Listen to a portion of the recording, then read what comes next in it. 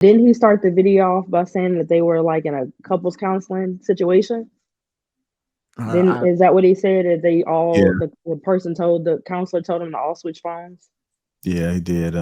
Issue So is that isn't the adds Um, that literally adds to the conversation that these are couples that whether they may be working on things or asking for help, there's already some weaknesses that they're working on. So being blindsided like that, they're already in that situation. So it may be some stuff that's already developed. That's why they're in the counseling session to begin with. mm, and the somebody in thing is, that phone that's a maybe. We was in our premarital class and they did something really funny. When we first got there, they was like, unlock your phone and give your Okay, spouse the phone so premarital. we could take a Okay. selfie. Because they wanted us to have pictures of ourselves in our spouse's phone. And so we took the picture and then they was like, okay, now go through it. Oh my God.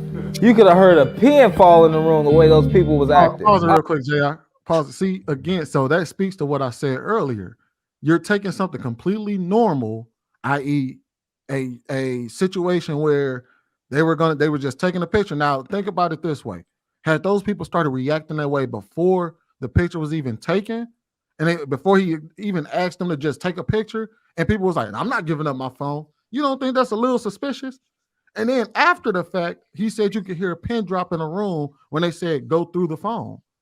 If you heard a lot, if some people up in there looking mighty suspicious, chances are there's probably some shit in your. How many? Keep it real, ladies. If you ever been cheated on, how did you find out you got cheated on? From another I got person. told Well, on. I'm gonna admit, Yeah, I so got one, told on. so From another person. And then I was also being an investigator on Facebook. So basically, I would say this: majority of the time, you could probably, if straight up, most people make the mistakes in their phone. Half the time, most of the evidence is on their phone. So if somebody's behaving a certain type of way, they're cheating, more than often you're going to find the evidence on the phone, whether that's going through their phone and going to their social media page because everything's connected, or that's going through their phone and going through their messages, pictures, whatever. 9 times out of 10, the shit is in their phone. So if somebody is cheating, you who wouldn't go through the phone if you think they're cheating on you? I just had a question about the access. So is the access just for emergency? What's No, the point of So having that? no, the access is for access. yeah, it's I yeah, mean, so yeah. like we stream different shows. So if my phone right there, she can grab it, unlock it, and stream something that she want to. Mm. Like it's different thing. Like everything in the house is connected. So you can use the YouTube, phone to do a Google, lot of stuff. Yeah. Put open up the the garage kitty game door. on for the kid, all type of stuff. Yeah. Okay. Yeah. And then the other question I have is would you want to know? If she went through my phone, No, just if they was cheating, would you want to know? yes. Yeah. Yeah, I don't think anybody wants to be blindsided because 9 times out of 10, if you find out the wrong kind of way, it's always you. There's a way of finding like if they don't tell you 9 times out of 10, you finding out the wrong kind of way. Okay. I think we live in a different era, man. People can have whatever type of relationships they want. If you don't want to be monogamous, you can have that conversation and not be monogamous. You don't got to go behind somebody back and trick them and cheat on them and do all this extra shit. You don't got to be fucking the dude at the job and just be like, I don't want to be in a relationship. I just want to have sex with you. Most men gonna accept the just sex offer. You know what I'm saying? And vice versa. You can talk to somebody and construct whatever relationship you want in this society right now, especially. So you don't have to be just deceiving people. The deception is the real sin. I believe we talked about this in the back chat, me, Marcus, Andrea, and Trev, and you, Lapeef, last week.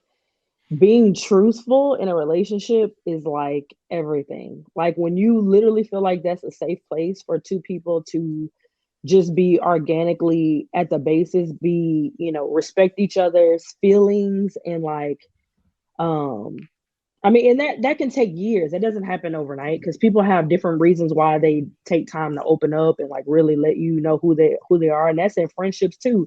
You might have a friend that you might have a friend that you could have had for 10 years, and then all of a sudden, year 20, when y'all starting to grade, you're like, "Whoa, I didn't know that about you." Like, what?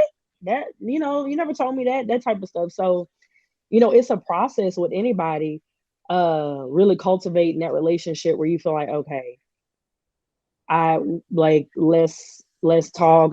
We got to do temperature checks. Like, are you changing? Do you feel differently? Like, are you fulfilled? Are you happy? Like, how am I contributing to or subtracting from your peace? Like all of that stuff, it takes humility. It takes being real with one another. And I think that also adds to you as a person. You grow as an adult, you self-actualize. That helps you out in the world as well. When you're able to take a step back, you're like, what piece do I play in whatever I'm involved in? How am I contributing or subtracting from the environment? So let me add something to this.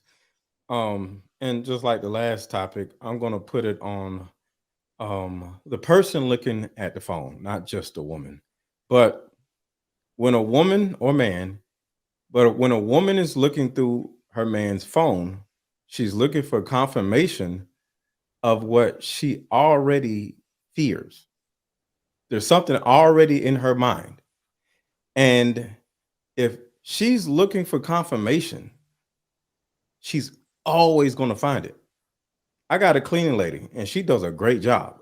But I bet if I look for an area that she missed, I'll find it. But why would I do that? Why am I scouring my house to find out what she missed? So when a woman is looking through a man's phone, she wants to get that confirmation, because sometimes confirmation of what you're fearing is almost like a drug, and you got to find it, because you know what? Y'all asses want to be right so much.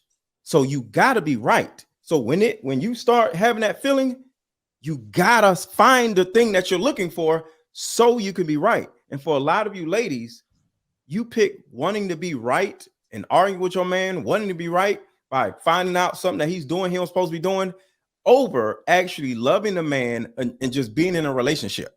And then that's why so many women end up single, because they went too far in trying to be right, trying to confirm what they already fearing. But that fear is inside of you. Another man did this to you, and you're taking that shit out on your man.